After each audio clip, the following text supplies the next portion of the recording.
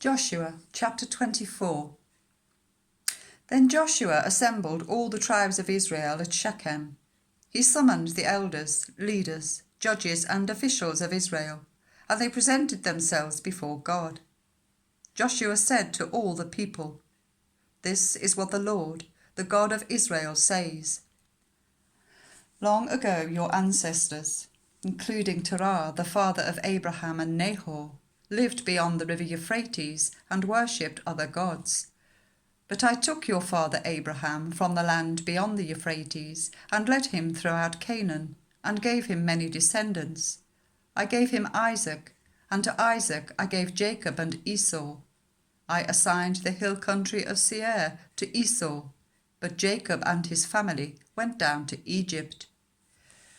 Then I sent Moses and Aaron, and I afflicted the Egyptians by what I did there. And I brought you out. When I brought your people out of Egypt, you came to the sea, and the Egyptians pursued them with chariots and horsemen as far as the Red Sea.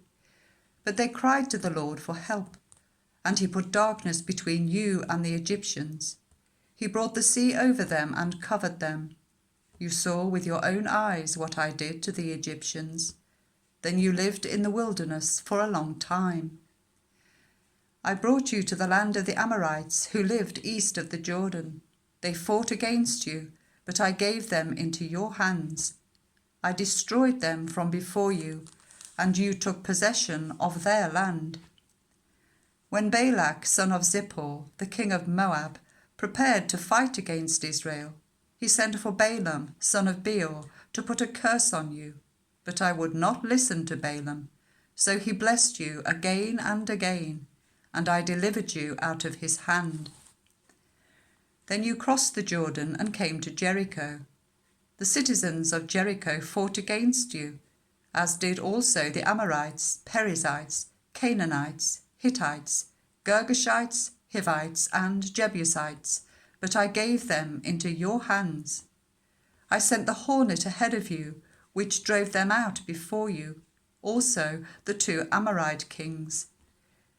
You did not do it with your own sword and bow. So I gave you a land on which you did not toil, and cities you did not build, and you live in them and eat from vineyards and olive groves that you did not plant. Now fear the Lord, and serve him with all faithfulness. Throw away the gods your ancestors worshipped beyond the river Euphrates and in Egypt, and serve the Lord. But if serving the Lord seems undesirable to you, then choose for yourselves this day whom you will serve, whether the gods your ancestors served beyond the Euphrates, or the gods of the Amorites, in whose land you are living. But as for me and my household, we will serve the Lord." Then the people answered, "Far be it from us to forsake the Lord to serve other gods. It was the Lord our God himself who brought us and our parents up out of Egypt, from that land of slavery, and performed those great signs before our eyes.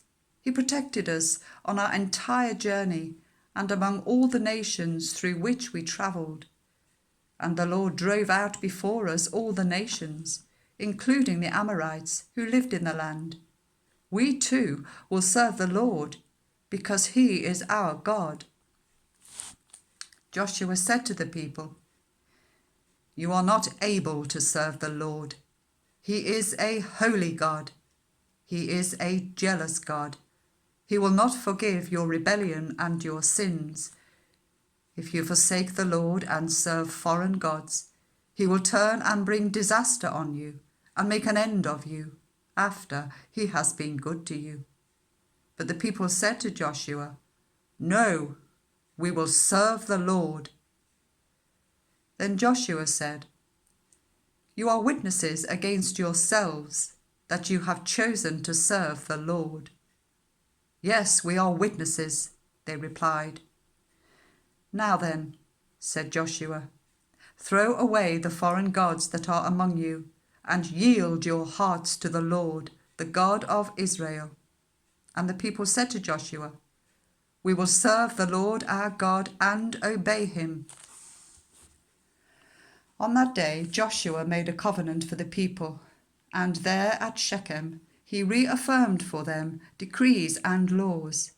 And Joshua recorded these things in the book of the law of God. Then he took a large stone and set it up there under the oak near the holy place of the Lord. "See," he said to all the people, "this stone will be a witness against us. It has heard all the words the Lord has said to us. It will be a witness against you if you are untrue to your God." Then Joshua dismissed the people, each to their own inheritance. After these things, Joshua son of Nun, the servant of the Lord, died at the age of 110, and they buried him in the land of his inheritance, at Timnath-serah, in the hill country of Ephraim, north of Mount Gaash.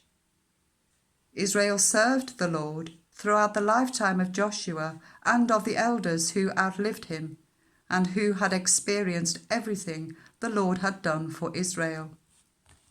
And Joseph's bones, which the Israelites had brought up from Egypt, were buried at Shechem, in the tract of land that Jacob bought for 100 pieces of silver from the sons of Hamor, the father of Shechem. This became the inheritance of Joseph's descendants. And Eleazar, son of Aaron, died and was buried at Gibeah, which had been allotted to his son Phinehas, in the hill country of Ephraim.